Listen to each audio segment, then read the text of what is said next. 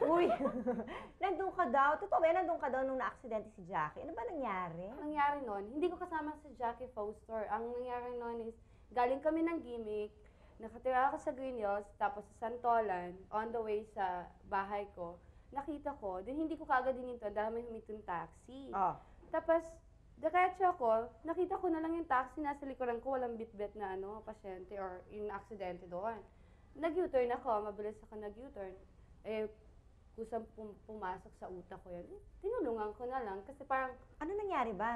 May nasagasaan? Yung lalaki na sa ilalim ng gulong Yung lalaki na sa ilalim ng gulong Shocking, pag nakita mo yung blood, dinadala mo. Ever. Tapos sa Dinala mo sa sasakyan mo siya? Oo, may tumulong na lalaki nagbuhat doon, dinala namin sa Hospital? Cardinal Santos. Tapos yung anak niya, nasa ilalim doon ng car, may ibang tumulong mas nauna sa amin. Siya ang pinakahuli. So, dinala na lang. Good Samaritan naman pala to si Aya, hindi lang siya sexy. Konti. Eto, marami rin sa lahat, napag-uusapan at tinatanong-tanong, lahat ng marami sa mga sexy stars ang nagparetoke daw ng katawan, kaya sila lalo naging sexy. Ikaw ba? Ikaw makakasagot niya. Actually, sinagot ko na sila. Ikaw ba? Ano ba nafe-feel mo? Nasabi na ba yun ever sa'yo? Anong feeling mo pag sinasabi? Oy, hindi ho siya talaga, alam ko yan, dahil nung nagsimula siya, ganyan na ho ang kanyang ang kanyang itsura. Sige na nga.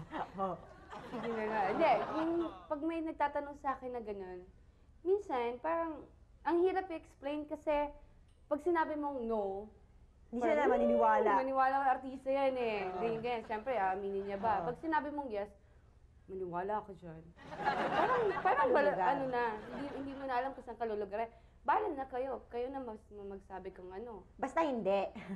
Diba? Eto, sexy. Sayang naman ang kasexihan mo. Feel mo ba mag-post ng nude? Para sa mga artists. Sa Playboy? Ikaw, Playboy o sa mga artists na mga painters? Yeah, ginawa ko na yun.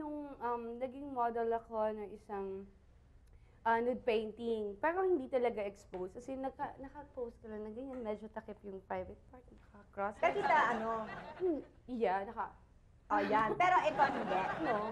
Mga kaibigan, isang panawagan lang po sa mga lalaking mapag-asam dyan.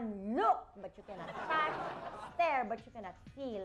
Ang kay Pedro ay kay Pedro. Ang kay Aya ay kay Aya lang.